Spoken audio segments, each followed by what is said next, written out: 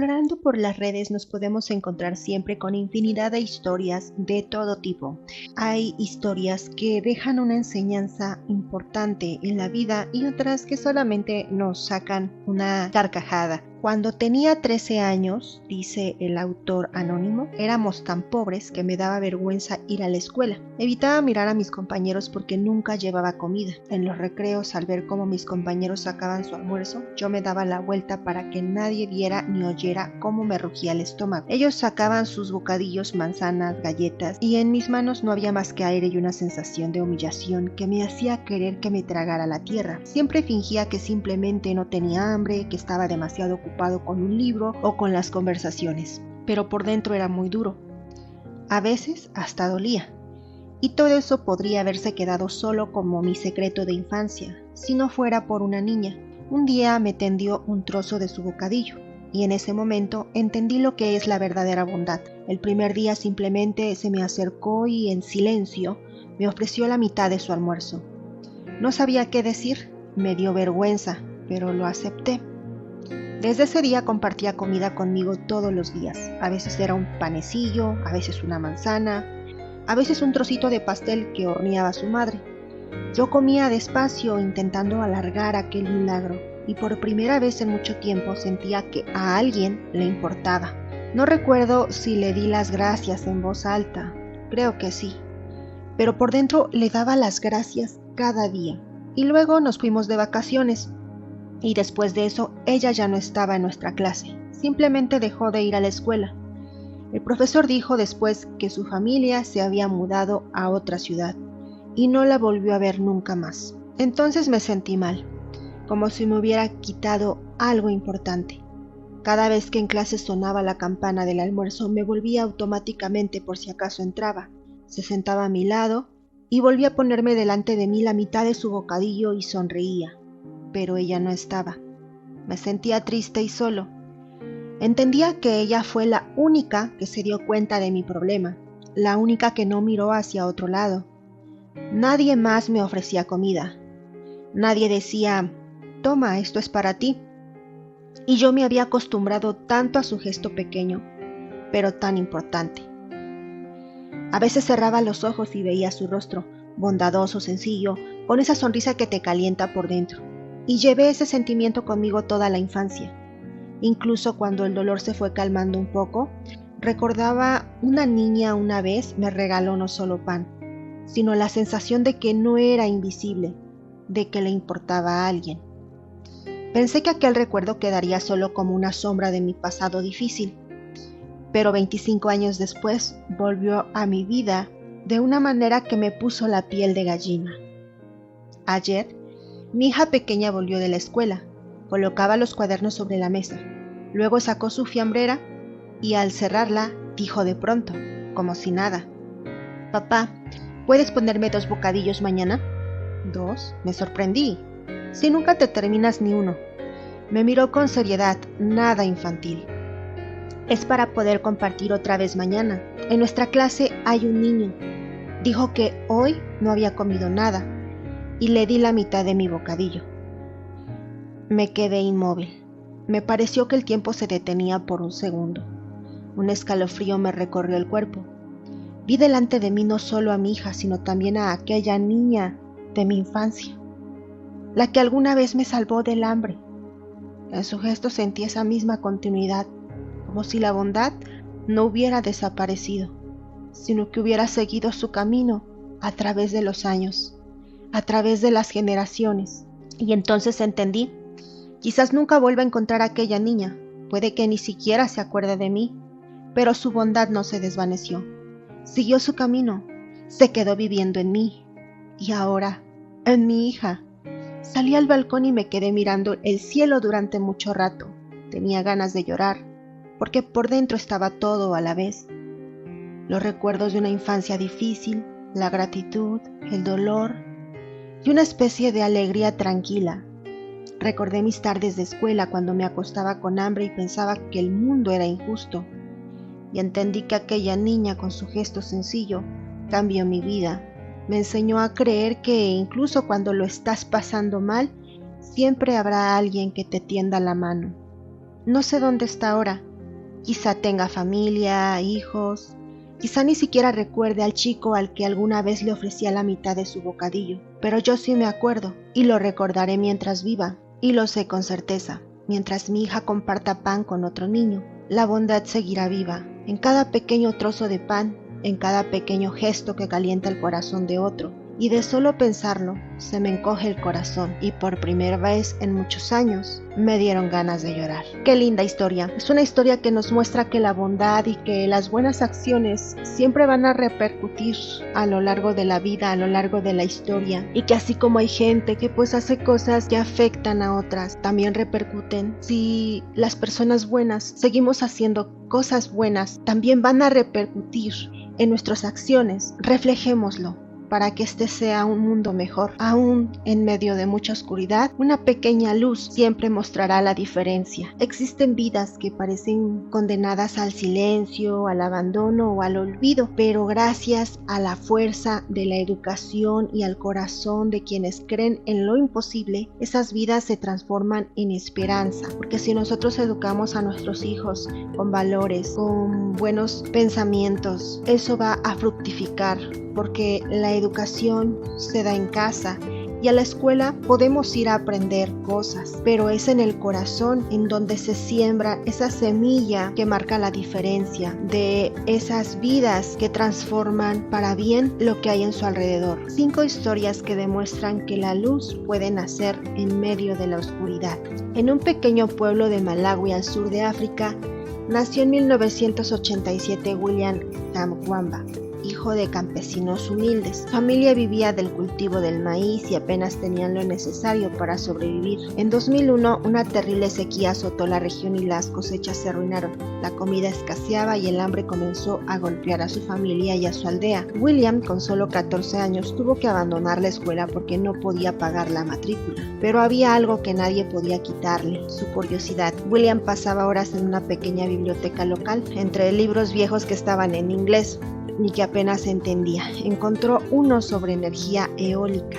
Allí vio un dibujo de un molino de viento y pensó: si puedo construir uno, traeré agua y electricidad a mi aldea.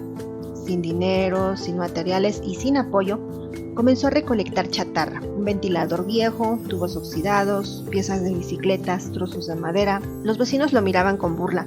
¿Qué hace ese muchacho? Está loco.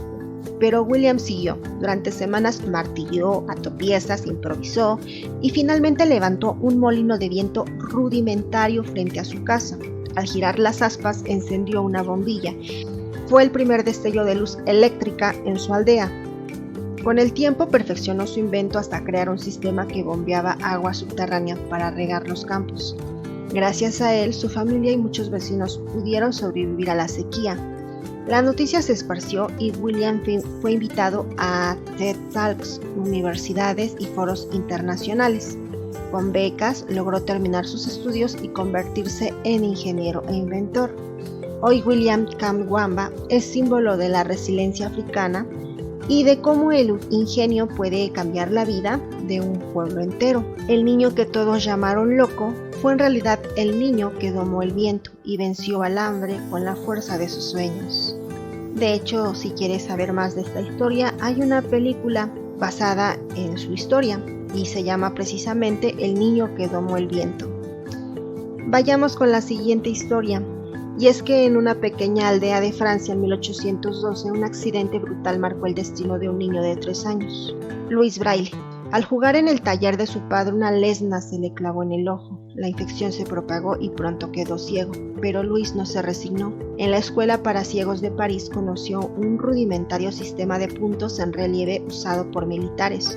No era suficiente, así que con apenas 15 años, encerrado en su soledad, ideó un método revolucionario: 6 puntos en relieve que podían combinarse para formar cualquier letra o símbolo. Era el nacimiento del sistema Braille. Aunque murió joven y casi ignorado, su invento se convirtió en la llave que abrió la lectura y la educación a millones de personas ciegas en todo el mundo. Louis, el niño de la oscuridad, se transformó en el arquitecto de la luz, del conocimiento. La siguiente historia habla de una mujer llamada la Maestra de los Olvidados. La historia transcurre en Roma, en 1896, en donde una joven doctora de nombre María Montessori decidió desafiar las normas de su tiempo, ser mujer en la medicina y además dedicarse a los más olvidados. La enviaron a trabajar con niños considerados irrecuperables, pequeños con discapacidades intelectuales que vivían aislados, sin voz ni futuro. Pero en lugar de tratarlos como casos perdidos, María los miró con ojos distintos. Les dio materiales sensoriales, juegos, libertad para explorar y un ambiente donde el error no era un fracaso, sino parte del aprendizaje. Contra todo pronóstico, muchos de esos niños comenzaron a leer y escribir. María comprendió entonces que su método no era solo para ellos, sino para todos. Así nació la educación Montessori, que hoy se aplica en miles de escuelas alrededor del mundo. Lo que para otros eran niños sin remedio, para ella eran semillas esperando florecer. Su legado demostró que la educación puede despertar la grandeza, incluso en los corazones más heridos. La siguiente historia transcurre en Francia, a finales del siglo XVIII, y es que en un bosque de Aveyron, campesinos encontraron a un niño desnudo, sucio, que no hablaba ni entendía palabras. Había vivido solo en la naturaleza como un animal. Lo llamaron Víctor, el niño salvaje. Fue llevado a París y puesto bajo el cuidado del joven médico Jean Itard, quien decidió algo impensable: intentar enseñarle el lenguaje y la civilización. Itard dedicó 5 años a Víctor. Le enseñó gestos, símbolos, rutinas, logró que entendiera algunas palabras, que expresara deseos simples, que buscara el afecto humano. Pero el lenguaje completo nunca llegó. Aún así, el experimento cambió para siempre la pedagogía y la psicología. Gracias a Víctor, nació la pregunta de hasta dónde puede llegar la educación en los casos más extremos. El niño salvaje nunca fue un genio, nunca aprendió como Helen Keller, pero dejó al mundo una lección inmensa. La dignidad humana merece ser buscada, aún en los límites más oscuros. En 1866, en un humilde hogar de Massachusetts, nació Joanna Mansfield Sullivan, más tarde conocida como Annie Sullivan. Desde niña, la vida le fue adversa. Su familia era muy pobre.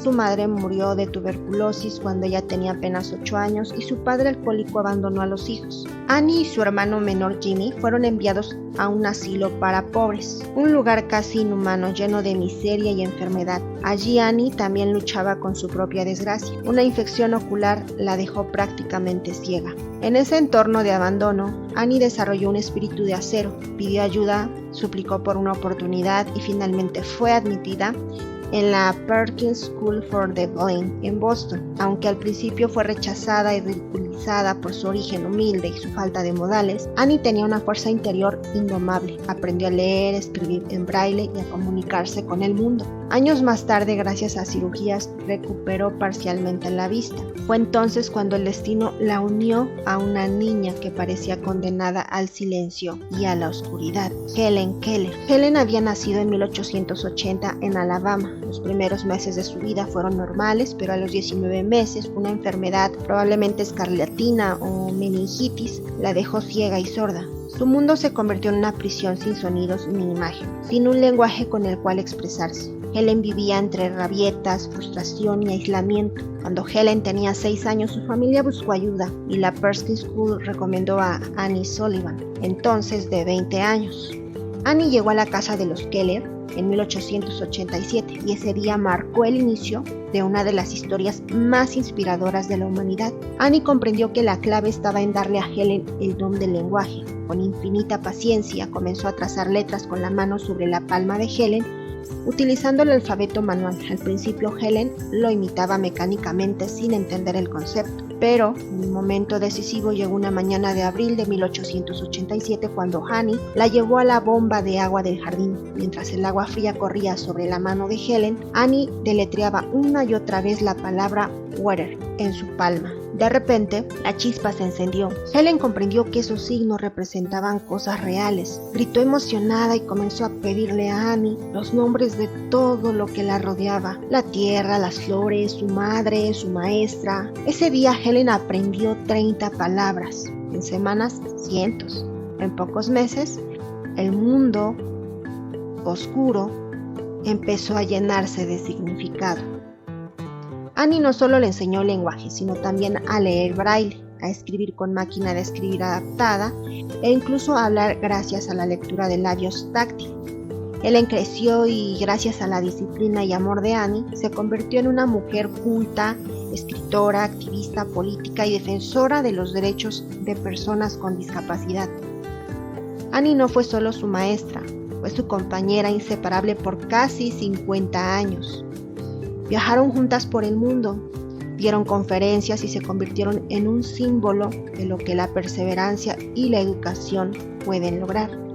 Cuando Annie murió en 1936, Helen estuvo a su lado, sosteniendo su mano con lágrimas silenciosas, despidió a la mujer que había transformado su vida y que fue más que una maestra, fue su faro en la oscuridad. La relación entre Annie Sullivan y Helen Keller es recordada como uno de los más grandes testimonios de amor, paciencia y educación en la historia. Annie, que había conocido la pobreza y la ceguera, se convirtió en guía de una niña que parecía condenada al aislamiento. Y Helen, con esa guía, no solo conquistó su propio mundo, sino que inspiró al planeta entero. Louise Braille, María Montessori, Victor Eitar, Annie y Helen, William Kamkwamba, 5 historias, 5 caminos distintos, pero la misma lección, que la paciencia, la fe y la educación pueden rescatar lo que parecía perdido, porque mientras exista alguien dispuesto a enseñar, siempre habrá esperanza para aprender.